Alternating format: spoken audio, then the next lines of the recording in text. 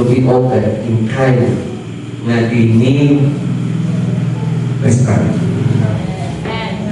Isan pa, lisod kayo ni Muriatan. Amen. Hindi galing. Usahay, mauni sakit na akong mga baptist. Mauni akong bubaon. Panginoon, maayo kayo ta, manakop o makasala. Maayo kayo ta bukon din sa mga akong mga nadaktan. Pero, pangutanan. Tinuod na kang anak sa Ginoo. May yes. Now, the difference is this one. Ang mga unbeliever, makakita kani sila na ay maghimong sala. Gawas nga ilang abibangan. Ikatwa, kung dili nila ginaabiban, ilahang kinadisrespeto. Di sila ganahan. Dili na sila kung extend o panahon. Pero kita mga anak sa Diyos dapat mo natin makita. Ahang na sila padulog kung kita mismo maigsumo niya. Sa panahon na maginahanglan na siya comfort, maginahanglan na siya help, na kita mismo from the start, wala ka nagpakita ng Espiritu na niya. Mawabit ka ng Panginoon sa simbahan. Kita ay magtinabangan. Ayaw ibalita ang sayo sa usaya sa Kristoon. Kung nakakay na ibawan you, give it to yourself, you pray. Nakakay kay gusto ipakonfront, you tell Pastor Tito. Nakakay kay gusto ipagutanaw sa sitwasyon, you ask Pastor Tito. Huwag na lang. Even the staff, even my wife, ayaw ito pangutana. Ako pangutana. Kung nakakay pangutana. Ngano na, we want to show that we are children of God. We have to extend brotherly love. Hindi ko magalitas Ginoo kinsa ka. Unsa ka? Kung isalita na yung kinabuhi, uban nato gamay na kayong daot. Pero uban sa nato kulamon ang usa ka agad ito gig na memory para isulat na kanan natong sala. Pero ingon ang Bible, God love the world. Amen. God love the world. Amen mo. Hindi God love the world kayo. So God. Grabe mo pati ko. In Romans chapter 8, who is he that condemned? It is Christ that died.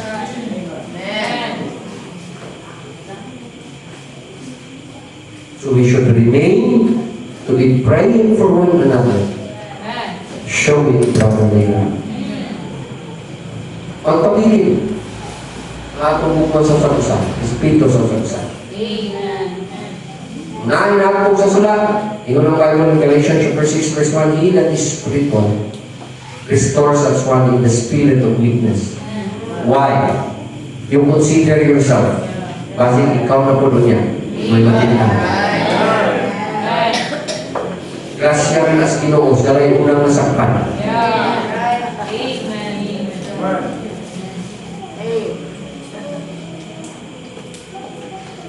Inunan Christianity. Ustali siya sa pagi. If you want to be called God's child, beware of sin. Kedua, you have to understand the need of brotherly love. So 11, this is the message that you have heard from the beginning, that we should love one another. Amen. Duha ka compelling reasons why we should love one another. Number one, mauni to manifest the difference between God's children and the devil's children. Kinanin pa iya. Different siya. Para sana, somebody once niingon sa ako, Pastor, ibupak ka mo tradisyon sa Baptist, Pastor, sa kani mo nagkikasal, Pastor, may inaano na, kasala na sila, ganyan ko. Paminaw.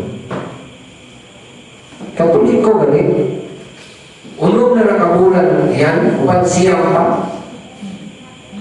Papasuhon, pamanggalin na nila dyan sa ilahan. Mag-ising-ising picture, pamanggalin na. na nila, ikaw panunod. Ako maning karnero, ang ignan. Ako yung manubang ani. Sa akong chief shepherd. Ako yung under shepherd, ako yung ignan. Kung ako isang dawaton, isa-usap ay mong isulti na ako, it would not affect me. Dili ikaw mo ay kong great shepherd. Dili ko sa imong matubang. Kung kumaka, ang imo na po niya ang membro, kaginanam sa anong paglawak. Kung di mo dawaton, bahala ka. Pero ako, kung di na ko siya pakita guma, kung sa may diferensya na to, sa dili, baptist. Kung sakit sa baptist. Kung di ko baon na to, grabe rin kita self-righteous. Na di na tagapakita guma.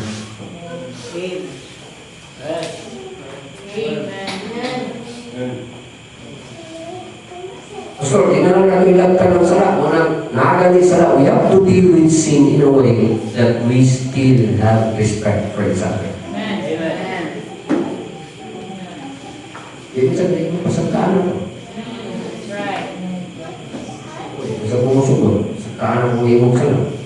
Pero nagya ako na kong respeto.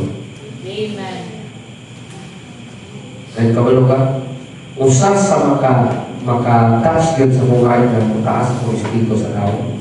Kaning tao, kabalo mo ilang na kasala siya. Dahil mo kung bitaw na, kung ginulsul, taas kayo kong espiritu. Iso kayo ng mga tao ginana. Pinakakalawang ng mga tao katong maghimong sala na di mga kong. Hindi na, pero ang mga tao na iso, kabalo sila, nasayop sila. Sayop sila sala. They have the guts to say, Lord, I'm sorry, and to face the consequences sa ilang sarap. Ano yung mga religious na mga tao? Magkataas ang Espiritu na. Nawa ko na nagpasabot na wala yung Espiritu kung di sila wala. But the point is, we need to show difference that we are God's children. And last, it signifies a new nature in us. It's a mark of true conversion. Ang luwas, mabot yung panahon, ang ginawa. Hello? Na magpakita na siya kaya siya yung suko. Pagkalo ba mo na mabot siguro na ako yung sakit sa singkasing. Naay panahon na isang magkita ko, magulo ako. Una-una, naglalina. Naglakad ko, magulo ako. Magulo kayo sa isa. Naay panahon na mag-pray ko, malikta ko, gusto mo iyak ko. Ako'y panahon gusto ko iyak, di ko kaiyak. Pero isa galing ko na ko, magulo ako. Hindi gawa ako na. Kung saan yung kita ko, nagpuling siguro ko. Umiyak ko, ano. Ako hinggalan ako pamilyo na ako man. Dingit yun ni lugar para mahimo ko sa friendships. Lugar ni para mapakita ko. Ipasayin ko ulit ko sa kinuha sa ko kanila. Ano gano'n? Gamay rapsit yan.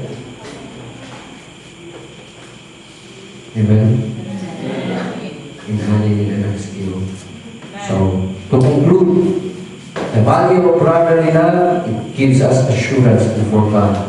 So, verses 19 and 21, tanawa.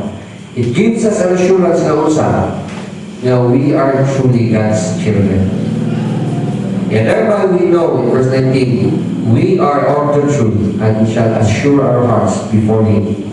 For if our hearts condemn us, God is greater than our heart and knoweth all things. Beloved, if our heart condemn us not, then we have what?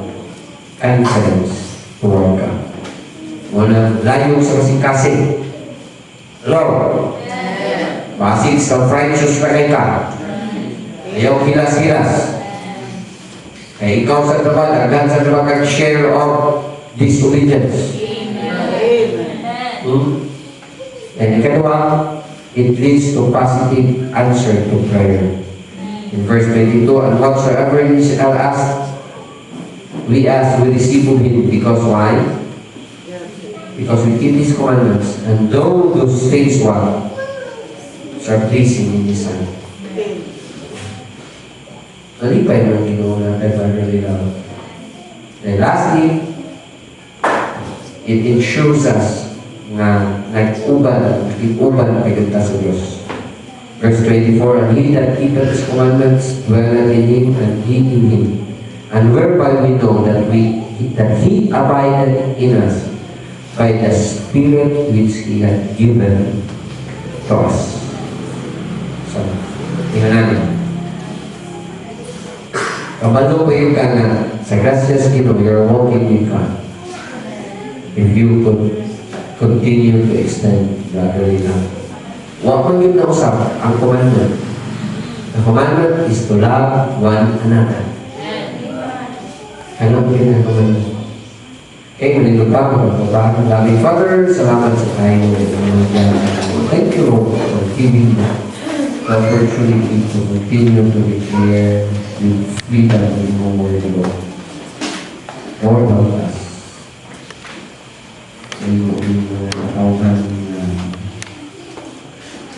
With the privilege and the honor of being called your children. Lord, we cannot do it on our own. We need your strength, Lord Jesus. We need you, Lord, for overcoming whatever we get about time. Without you, God, we are helpless. We don't have any strength at all without you. We cannot do anything that will glorify you without you. Lord, give us a heart humble enough to acknowledge that every moment in our life we need you. You are what we need, Lord, nothing else. We need you for everything that we are going through and we are to go through. Salamat kayo, Lord. We could trust you. We are assured that you will always be there for us. Ikaw may promise you will not leave us nor forsake us. So we're praying this.